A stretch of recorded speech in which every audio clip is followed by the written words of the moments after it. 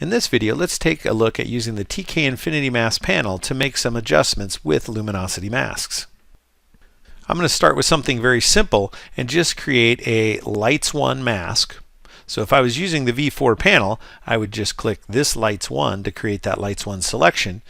But in the Infinity Mask panel, I'll start with this Lights 1, and it automatically selects that from the luminosity channel. Now, if I wanted to try a different channel, let's say the red channel, or the green channel, or the blue channel, I can quickly toggle through those. But for this, I think I want to stay with the luminosity channel. And I want to use this mask to make a basic adjustment that just darkens my lightest tones. So to do this, I will just create a levels adjustment with that Lights 1 mask with no alterations made to the sliders. So there's my levels adjustment layer with that mask attached. And now I can make adjustments to that adjustment layer. I'm going to start by using the V4 panel to set the multiply blending mode to darken through that mask.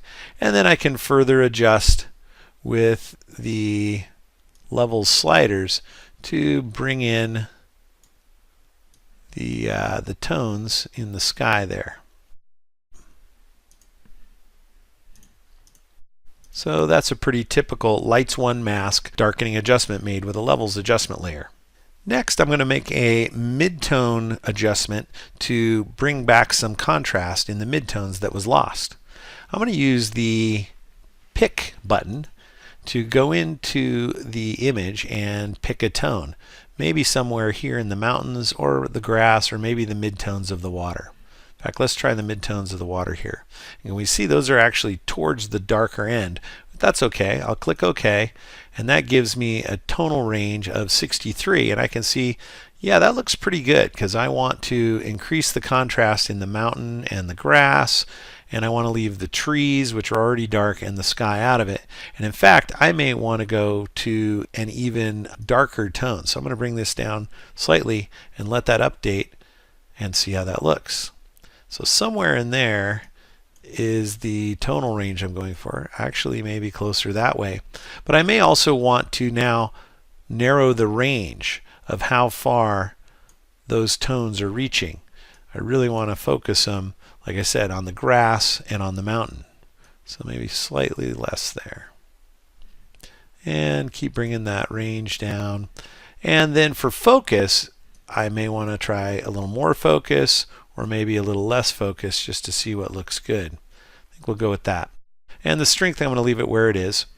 And for this, I'm going to now output that as a curves adjustment layer with that mask attached. And for this, I'm going to just increase contrast through that mask by creating an S curve.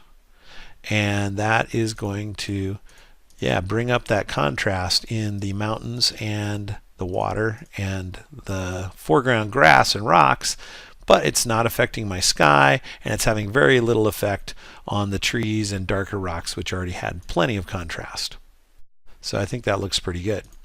Now, if I wanted to further make adjustments with either of those, I can, of course, use the same techniques that I use anytime I'm using luminosity masks. So, for example, if I wanted to do a mask the mask, perhaps with this levels 1 adjustment, I could come down here to that adjustment layer, and then using the V4 panel, I could put that adjustment layer in a group and add a white mask to the group, and then with a black brush set to 50% opacity. Well, actually, let's go to 30%.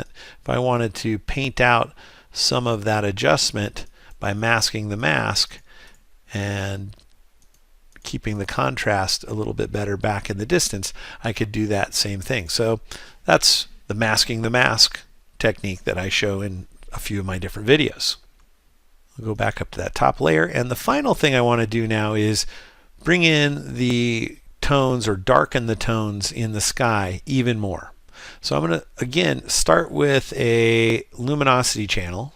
It's a Lights 1 luminosity, and let's just see the red, the green, and the blue. I'm looking for the most separation between the sky and the land. I think maybe it's that blue channel.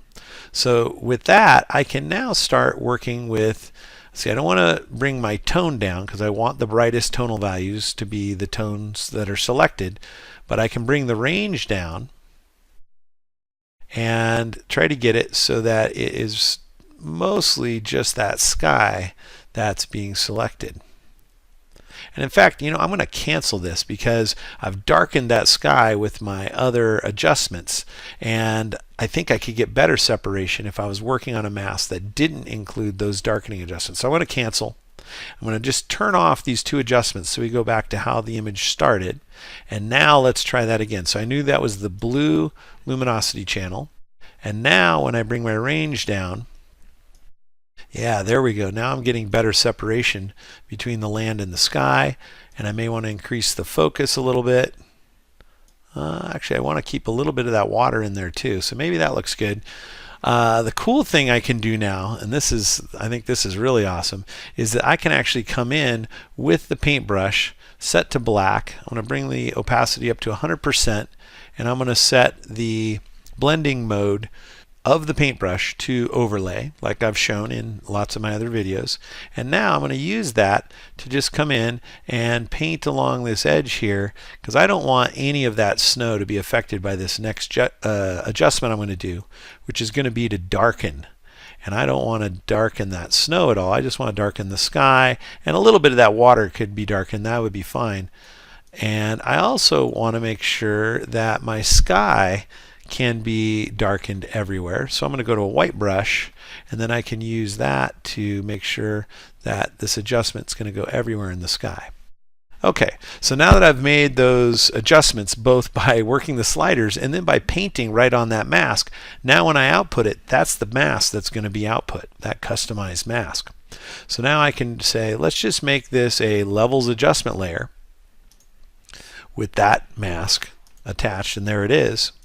Now I can turn on these other two adjustments that I already did, and then my final adjustment is going to be to change this levels adjustment layer to the multiply blending mode to darken even further.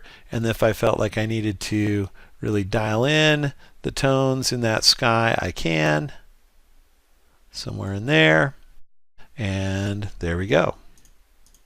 So, like I said,